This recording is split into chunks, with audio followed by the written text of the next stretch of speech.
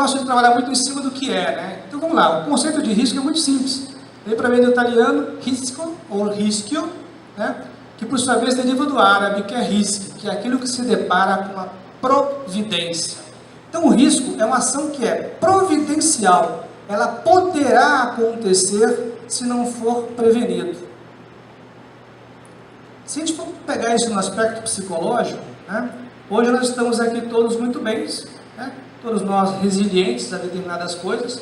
O que eu fiz a brincadeira com vocês no início foi justamente um pequeno relaxamento para a gente poder encarar uma palestra aí de uma hora e pouquinho. Então assim, eu comecei com vocês prevenindo uma hipótese. Esse deveria ser o foco da avaliação social de todas as empresas. Uma ação que pudesse gerar instrumentação à medicina ocupacional, à segurança do trabalho, para fazer ações preventivas diante dos colaboradores, né? Então, o termo faz referência, portanto, à proximidade ou contingência de um possível dano. E qual seria esse dano na área psicológica? Seria todas as patologias ligadas ao labor, o estresse, a ansiedade. Hoje em dia se fala em depressão laboral, ainda a Previdência Social ainda está batendo de frente, né? Não aceitando isso, mas hoje é muito mais comum se encarar dentro de grandes corporações, certo? A formação do quadro depressivo, a recorrência desse quadro depressivo por conta exatamente do que se pode falar, certo? Do assédio moral, das ações na realidade de trabalho, do estresse ligado à atividade funcional. Então, esse é que a gente está trabalhando aqui. O risco laboral, eu fiz questão de colocar só os nossos exemplos aqui, são agentes presentes nos ambientes de trabalho, decorrentes de precárias condições, que, se não forem detectados, eliminados a tempo, provocam os acidentes e, portanto, as doenças ocupacionais.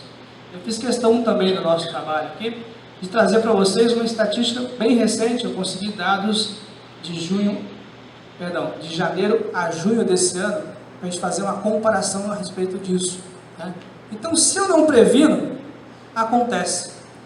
E quais são as tipologias dos riscos? Está em branco, vocês vão entender por que daqui a pouco. Porque nós temos riscos físicos, os químicos, os biológicos, os ergonômicos e os mecânicos ou de acidentes.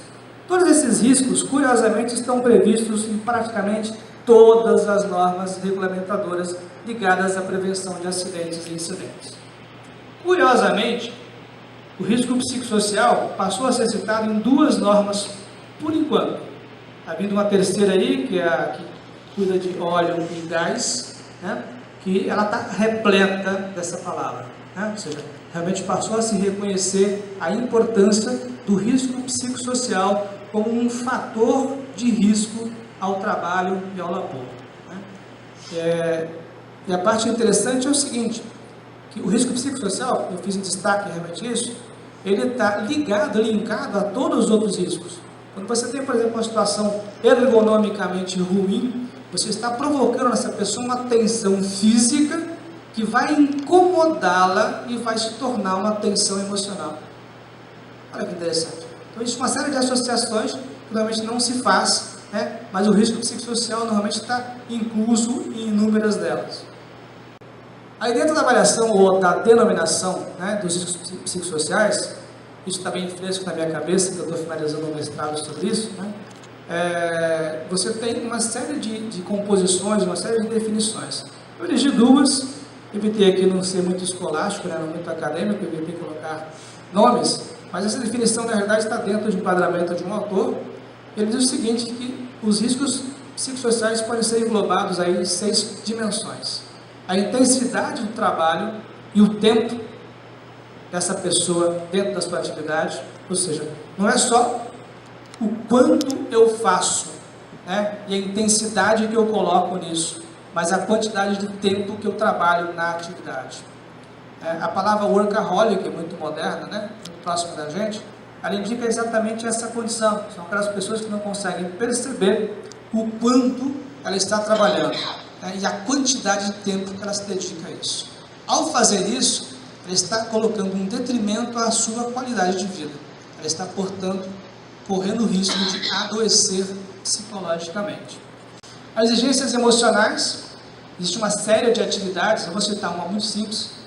A área de vendas hoje tem postulado diferente, né, mas a área de vendas, dá para sair um pouco da parte de indústria, ela tem muito aquela questão de você vender por produtividade e ganhar por produtividade. Então você acaba provocando uma tensão emocional na equipe muito grande às vezes.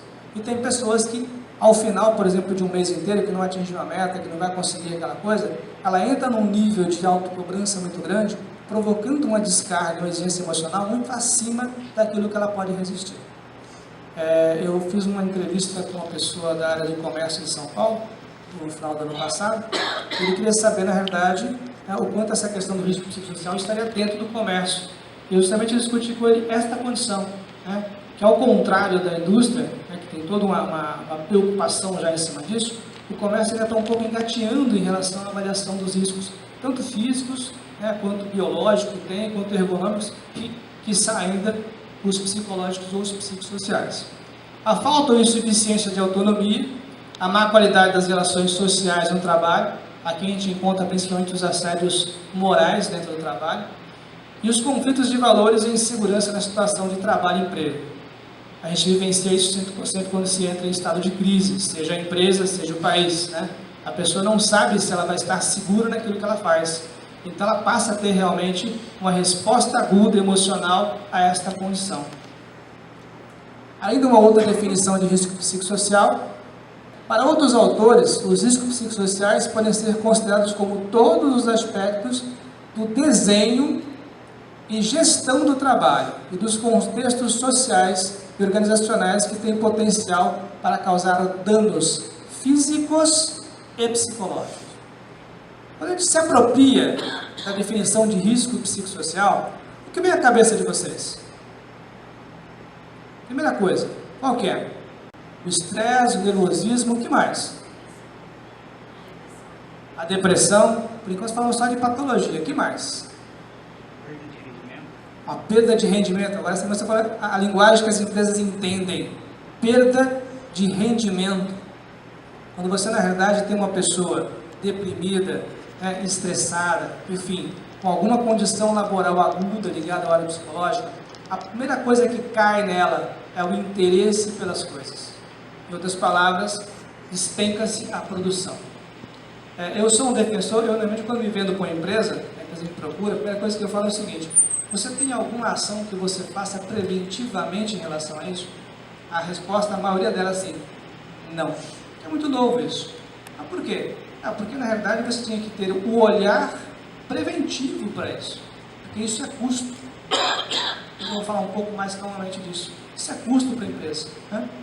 Então, na realidade, observando a conceituação de risco psicossocial, o que a gente pode entender é o seguinte: que os fatores ligados à atividade laboral, a maneira como a pessoa reage e aquilo que está no entorno dela, tanto na empresa quanto fora, vão contribuir para que essa pessoa adoeça e que possa, a partir daí, portanto, ter um prejuízo tanto pessoal quanto de labor para a empresa, gerando aí, portanto, um custo pessoal, que é o adoecimento, e um custo operacional para a empresa.